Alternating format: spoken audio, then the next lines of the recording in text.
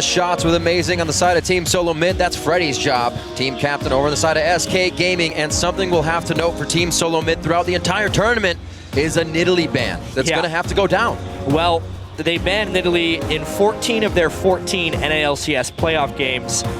And they're not going to be picking it up for Worlds. I think that's pretty clear. That is just a ban used every single game. A definite weakness in TSM's overall strategy they're going to have to overcome. Yeah, and it's an absolutely needed one because Freddy would quite happily pick that up. Kale also banned out, and that you may be thinking is towards Jesiz or Freddy, but no, it could well be nRated. He's played his support 3 times throughout the season. Zed, of course, focused towards Bjergsen. A big one for me, though, is Syndra going to be banned? SK have let this one through before, despite the fact in Europe they know the champions in that mid lane, big players like Froggen, like Peke, can play it well, just like Bjergsen can, but they're happy to go up against it. Aatrox for targeted towards Freddy. That's going to put Freddy uncomfortable, and there is the Syndra ban. Definite target banning. However, I think the big reason they banned Syndra there is they would have loved to ban Alistar or Maokai, but if you're not going to be able to control them, you just have to be able to trade them back and forth. Dyrus picking Alistar, I expect Maokai to come back on the other side. Ooh, awesome pickups to start. The cow does get through in game 2. As we go through the group stages, Freddy and Gilius now to pick up. Eyes on Gilius as well.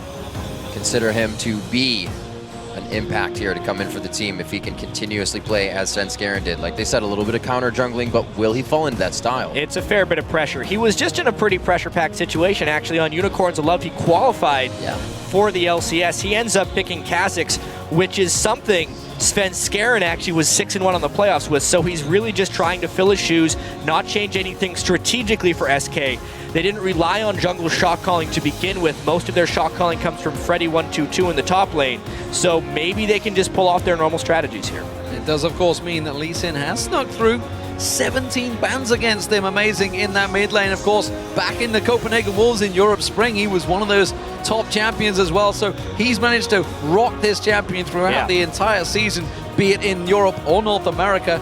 And against the European team, it should work well for him. Alongside him, of course, Nami picked up for Lustboy, someone that's come in for TSM and absolutely done incredible things. Yeah, no surprises on TSM side, just picking the big-time champions. A surprise on the SK side, though. Yeah. Locking down the Sona. Very nice coming in for nRated. They said he's got to make his champion pool bigger. All right, so we've seen a little bit of Sona play. It's been patchy throughout.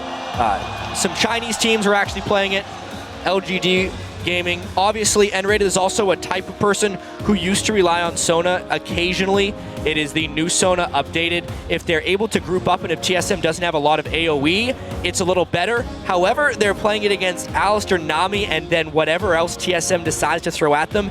It is a vulnerable pick in the laning phase, a squishy champion, but if Sona does get ahead, I very much respect her power. I'm not that surprised to see her at Worlds. I am surprised to see Mundo picked up instead of Maokai in that, so that's something that has switched across for Freddy. Going to see how that works out. Of course, Ari's still on the table, but we're going to wait to see whether these Yasuo does get locked in for Bjergsen. And of course, WildTurtle on Tristana, no surprises. That team synergizes amazingly if they lock it in. Everybody can prep Bjergsen for the knockup of Last Breath, and it is locked in. A lot of top-tier picks coming from Team Solomid. One thing the TSM likes to do frequently, instead of counter-picking matchups, is to pick entire team comps. And this is very similar to the Yasuo compositions they ran throughout the regular season when they would go for Yasuo. The only difference is they would run Lulu in the top lane, but they have a monster in there with the cow as well. So every single person on that team can contribute to Yasuo's ultimate, giving Bjergsen every single option he wants as far as which target to go for, and really trying to set him up to carry. Going back to that Mundo, these only been once Freddy has played that the entire summer. So it's definitely a turnaround, and we wondered that with the bans coming in, the Nidalee, the Aatrox, targeted towards him. Has that put Freddy in an uncomfortable position? Dyrus up against him. We'll see how it works out for him. It's true, one of the big stories that we need to follow here is whether or not Dyrus can neutralize Freddy and kind of take him off of his game. As a shot-calling top laner, if you're struggling in your own lane, you're not going to be able to make very many good initiation plays. Also, Mundo himself isn't a very good initiator. It will be kind of difficult for SK to find the right type of plays throughout the map. Well, with the match about to get underway, we'd like to turn our attention to Twitter. Tell us who you think will score first blood. Use the hashtags TSMWin or hashtag SKWin. And of course, we'll send your tweets to @Esports. We'll check them out as we get the game underway. Here are the teams, here are the champions. What do we think here? Well, a little bit of sustain in the bot lane is the one thing that I think. Not necessarily a huge lead here for Nami. If they can land a few big-time bubbles, it will be very interesting to see whether nRated can stay alive. I think that bottom lane is potentially the weak point. Potentially the weak point of TSM. WildTurtle has struggled massively in laning phase near the end of the North American season, and he needs to pick it up for Worlds. And here we are, Game 2. Coming out of Group B for this one. TSM versus SK Gaming. As we said, Gilius stepping in for Svenskeren throughout this. And we are going to see the game underway. Well, one thing I never thought I'd hear in Taipei. There you go. Is the TSM chant. Clearly the home favorites here. Perhaps. Yeah. Taiwan, who knows? Coming out right away.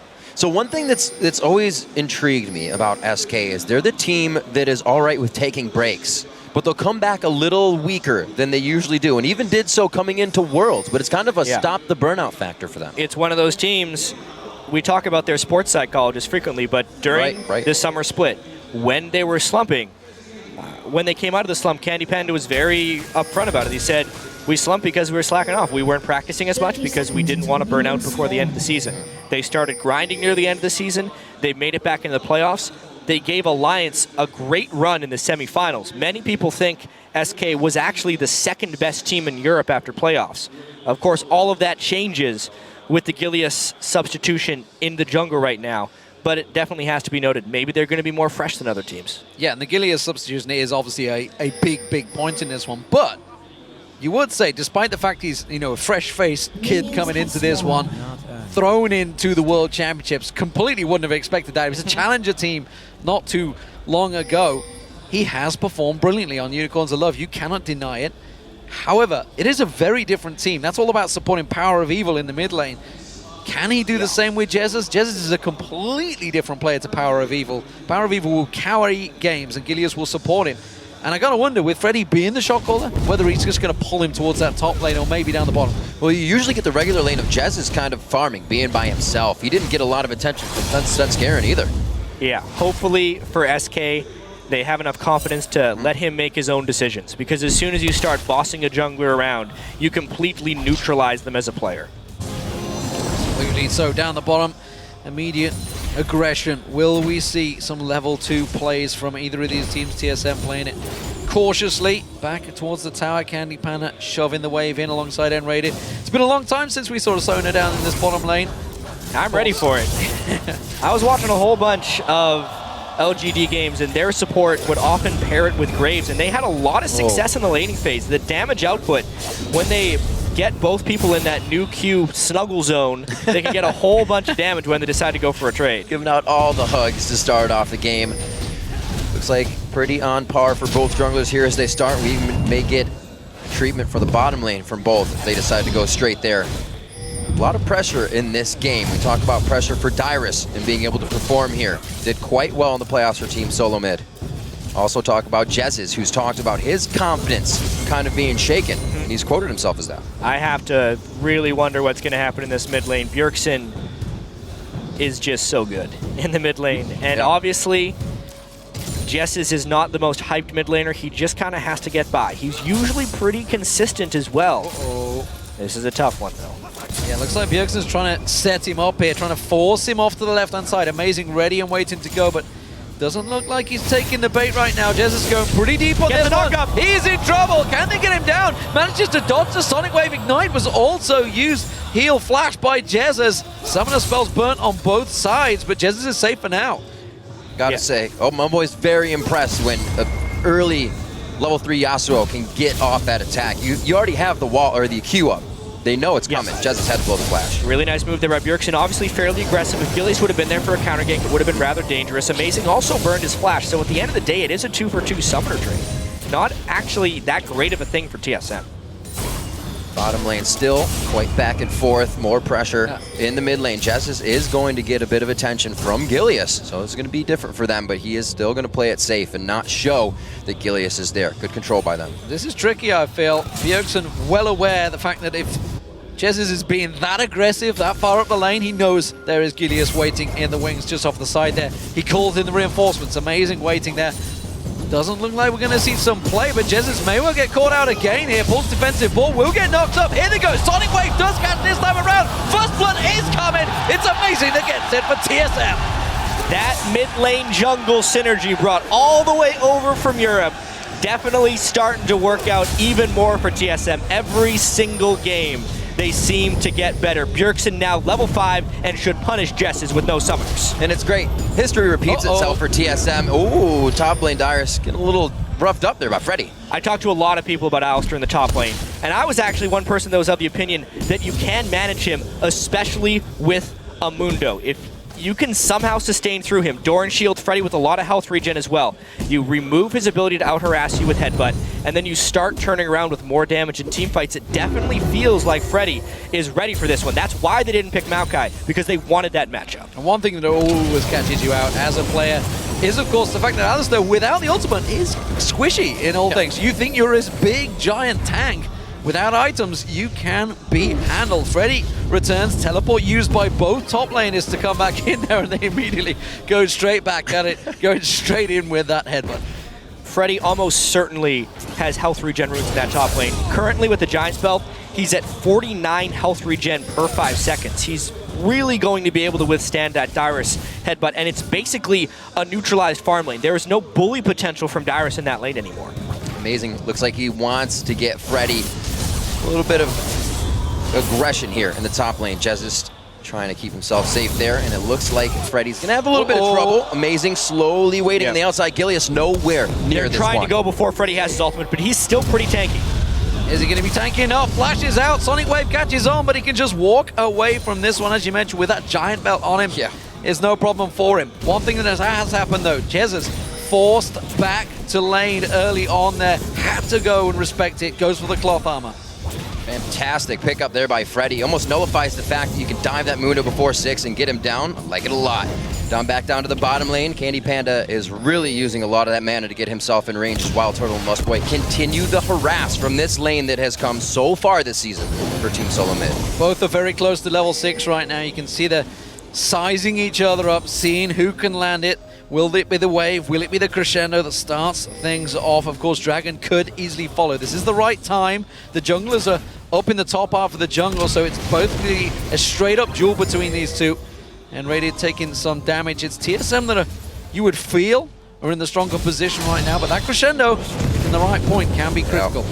They still have WildTurtle on Trist. If they can get him out of the laning phase unscathed, it's a huge boon for TSM. Even when he was getting beaten in laning phase, he was still having good team fights with Trist, and they're going even actually down bottom. Gilius back to the mid lane, just for a cross, making sure Amazing isn't trying to make a return pass, but it looks like TSM is happy with that first kill they got here. It's going to definitely give them a spike if they go for that first fight, but they're going to have to be careful. It is a great fight team coming from SK. More pressure to the bottom lane here. No shots on either turret yet, but you can just see how dominant WildTurtle is on that Tristana. Tricky stuff in this bottom lane. Level 6, imminent between the two. Junglers are down in the lower half of the jungle, and Dyrus, he is on a warpath. This is the Alistar dive. He can't do anything to Freddy, so why not go mid for Jesiz?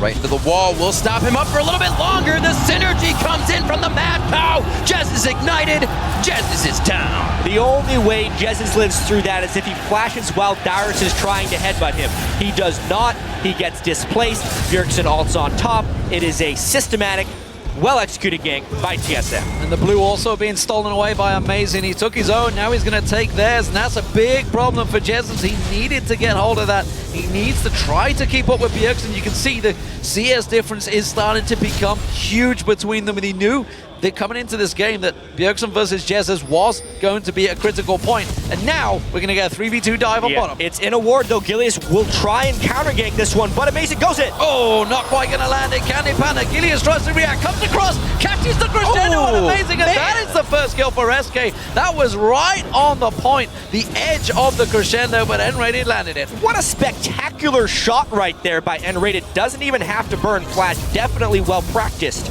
on Sona. That's exactly what SK needed to just stay survived in this game. Gilius has been completely outmatched by Amazing up until that point where the ward of the bottom lane and the crescendo of the bottom lane is able to help him out against the enemy jungler. Another Giant's belt coming in for Freddy here. Looks like he's got to keep his pants up a little bit more. This lane, definitely going to be a long fight lane if it goes down to it. We see the Triforce already coming out here for Dyrus. Things getting crazy up there. Yeah, and I wonder if that Amazing play would have pulled off. That would have been a dragon for TSM, I feel, but it's definitely put stops on that one. It's delayed it for a while. We talked about SK's weak laning phase. It is very much showing right here. The mid lane, of course, big, strong, dominant force. WildTurtle on Tristana. If he can get going on that ahead of a Lucian, it is a win in lane phase regardless. The top lane, big difference in farm, but Dyrus has already roamed. He's already got himself an assist. Everything TSM has used has been towards Bjergsen, and that's really their power point right now. He's got a 2-level advantage onto Jesiz. I suppose SK is trying to come back by just building multiples of the same items, double giant spell, triple longsword. At this point, they're still in a little bit of trouble though because Bjergsen is very powerful. Could be difficult. However, if Amazing continues to make aggressive plays, it will give them small windows to come back. Will he check the brush? Possibly not, but another ward goes down. They're pre-warding these to make sure they have consistent vision throughout the jungle. Gilius spotted out by that ward of TSM. There's the Culling being used. WildTurtle healed straight up by Lustboy. No problems there. Double buff still on Candy Panda, remember, from that earlier gank by Amazing. That's about to wear off. Gilius, a little bit of counter jungling here, but Amazing. He's creeping around the back of Jesiz, but he's spotted.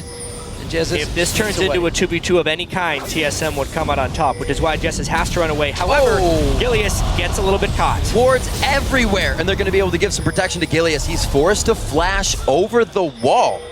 Tough game for him. He is getting warded out everywhere. It's going to be a tough series. He just got thrown into the World Championship, obviously, and he is struggling a little bit here.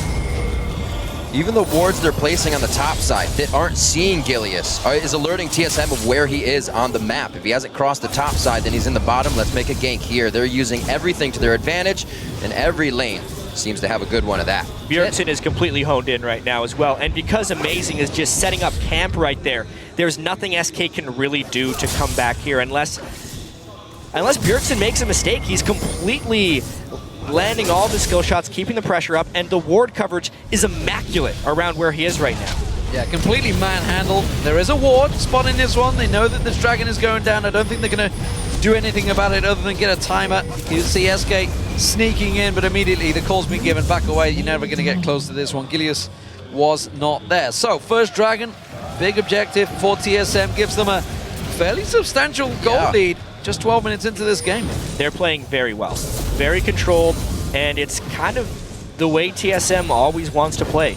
They focus around Bjergsen so he can be a playmaker late game. And the biggest thing here is their bottom lane is actually winning. A lot of praises sung towards Team Solomid as they were boot camping a bit. Lustboy having great play throughout all that practice. And TSM has definitely changed a few things about their gameplay. Getting that aggressive early start, and it's really paying off. 13 minutes on to this one. Not much pressure from Gilius in this bottom lane, and Candy Panda and nRated have been at that turret the majority of the time. Jesiz absolutely struggled in this mid lane. Still yet to get his hands on the blue buff. Nearly 30 CS behind on Bjergsen. Absolutely has been the focus, and why not? It's well known that he is the weak point of SK Gaming in that mid lane, completely leaving the top lane alone. Dyrus and Freddy have been on the island untouched, and you know, it's a gigantic tank versus a gigantic tank, so no surprises. And we can see the overall gold lead here being about 2.5 thousand. 1,200 of that is in the mid lane. So it is just them absolutely picking on Jesiz right now. And I think they're just going to continue this. There's nothing drastic that TSM needs to do. They need to continue to set up some ganks, obviously on Jesiz. If they push him back far enough, then Bjergsen can begin roaming, but they're really just trying to work from the mid lane outwards towards the rest of the map. And Jesiz is so piecing together his build. His spike will be so far away. trying to get a few items in there, and then Bjergsen coming out so strong already, has to put in that Seeker's Arm guard. TSM once again towards the blue, Gilius able to figure it out. Looks like they get away nice and clean. This could well be the first claps we see. And the first big team fight, honestly. This blue buff, is it worth fighting over? TSM, little unsure on this one. They're buying time instead for the mid lane. They are going to give this one up. That means, or are they? Amazing tries to land it sneakily at the end there. Trying to force a smite, I think, from Gilius. They did use it. Jesiz gets the blue, though. Yeah, that was pretty much it. There's still a lot of pressure lost there by SK just to secure their blue buff. One thing I will say is even though SK is not buying a whole bunch of wards, they got pretty good value in the wards they are actually buying. Uh-oh. Uh-oh, indeed. Everybody swarming the top lane here. Freddy using his ultimate early on this one, so it's going to be wearing off. Flashes it. They're getting what they want. Blocking the business there as he gets out. Buys time in the mid lane, though. Let's see whether they can push out or whether they're going to get punished for it. That's the question. Crescendo on the WildTurtle. He's going to get locked up, and is it enough? Great disengage from Lustboy. The wave, the Aqua Prison, everything lands, and TSM just walk away. Pretty sweet move there by nRated using Crescendo from the Fog of War, though. Definitely catching WildTurtle a little bit out of position, but they're able to get out thanks to the fantastic play from Lustboy. As we said, getting those praises sung, and he's showing it here on the stage as well, keeping consistent play up. That gold lead isn't getting much farther away, so SK has been able to stave off the advantage TSM has now, but Amazing is getting everything. Bjergsen's not needing blue buffs. He is getting big. Level 10 to Gilius' 9, still getting warded out in his jungle. TSM on a good path right now. One thing that has actually worked well for Jesiz is the fact that he's built into this. You just saw there, while he did get a little bit of damage on him from Bjergsen, it didn't do as much this time. He's got them Seeker's Arms guard. It has delayed his build. You can see he hasn't got that Athenes yet, but he's built correctly. Hasn't managed to stick to his path, built against what he needs.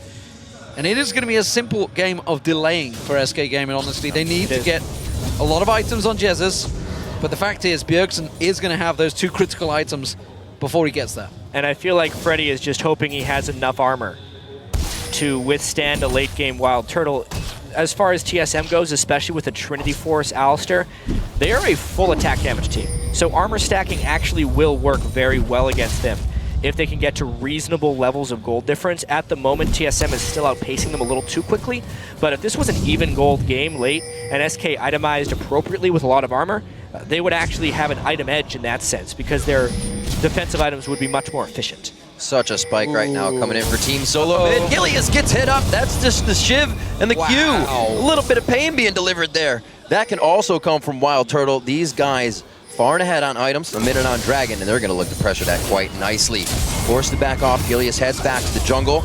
Looks like he's cleaning up what he can. Still warded out on the top side. They are not making it easy for the newcomer. I can't tell whether that was gutsy reaction from Gilius to not flash there or simple shock. It was just like, I've just lost half my hit points, guys. I don't know what happened. He had Orianna right behind him, so Yeah, obviously Bjergsen was just being a little bit safe. It was still real scary, though. Sightstone on Lucian very early as well. Lizard Elder, for a second I thought it was a Sightstone Kha'Zix, but no, that's just a normal build for me.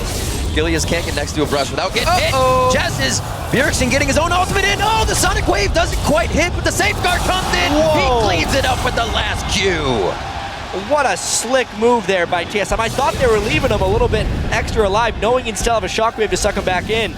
Amazing, making it out just in the nick of time, barely taking any damage. Oh, Crescendo does not land this time around, and that's the Aqua Prison followed by the bubble. Brilliant play, but then Raiden gets away. WildTurtle not going to get turned around. Panda wants to pursue, but Amazing's coming in around the side. Can he get back up towards him? Comes around the backside and ready. Sonic Wave doesn't land. No reactions. Bjergsen comes in. Dyrus teleports in. They are so dead. 5-man pylon in the bottom. SK Gaming in all sorts of trouble. Freddy comes down to join the party, but he's simply just another death for TSM. That's a double for WildTurtle. 3 for 0. Fantastic play by TSM. Sometimes when you're under a turret, you just have to give up. At that point, the teleport was completely wasted. TSM had a monstrous advantage. There was no escape, and SK just makes matters worse. Wow! Gilius going down. Jesiz in the wrong place at the wrong time, and the cow comes in to give him the what for. Picking up the Dragon. This train is rolling down the tracks way too quick for SK. Something about TSM games, they play slow, they play slow, and then they explode. Seemingly kills all around the map. Obviously, this one was a crazy, crazy fight. The shield surprising WildTurtle at the last second, getting him low, but the collapse from TSM was just fantastic. Amazing gets in behind them. Almost the fact that he was missing these spells just made matters worse because it delayed the inevitable. Warding to allow Dyrus with the turret dive. Freddy, really bad teleport right there. Did not even have his ultimate, just teleported into dive. A 5-man dive with the damage reduction from an Alistar is easy pickings there for TSM. And honestly, I completely question why on earth they decided to engage Bjergsen back in that mid lane. When Gilius came back in, they already saw the damage he was doing. There's simply not enough ability power for Jesiz to put that shield on and return the damage back to Bjergsen. Simple, easy double kill for him. And now, when a Yasuo is at 4-0-2, you have big problems. And Bjergsen as well, giving the shot caller lead in the game. Top lane indeed, trying to lock down once more onto Freddy. He should be all right on this one, backing off. Like you said, Jat, sometimes you gotta leave that turret. This turned into a stomp very quickly. 9,000 gold at 20 minutes. They took advantage of Gilius. They did. That's not a goal lead to come back. They took advantage of everyone. This is true. On SK, it really feels like the bottom lane stood true. Freddy, he was trying to pull a stalemate lane, but he could not control Dyrus's roam. And every member of TSM has contributed. No one more than Bjergsen though. Good lord, Freddy in trouble. He's going down. Flash is out, but that's not going to be enough. You cannot survive the damage that Bjergsen has. And that's with a Randian's Omen, Giant Spell, and a Chain Vest. He still gets shredded. Dyrus turning on towards Candy Panda. 2v1. Has he got the damage? I think Candy Panda must have gone deep on towards the tower to have this much damage. He's got that Triforce move speed. He's still going. There's so much that the other team can do with this. Dyrus is holding Candy Panda and nRated hostage right now as TSM runs amok on the map.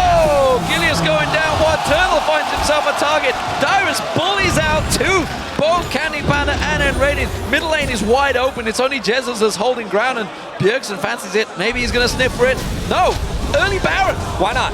Why not? Everything's going on for them. 10,000 gold lead. They built a Bloodthirster on Yasuo, which you've seen from a few players, actually. Yeah.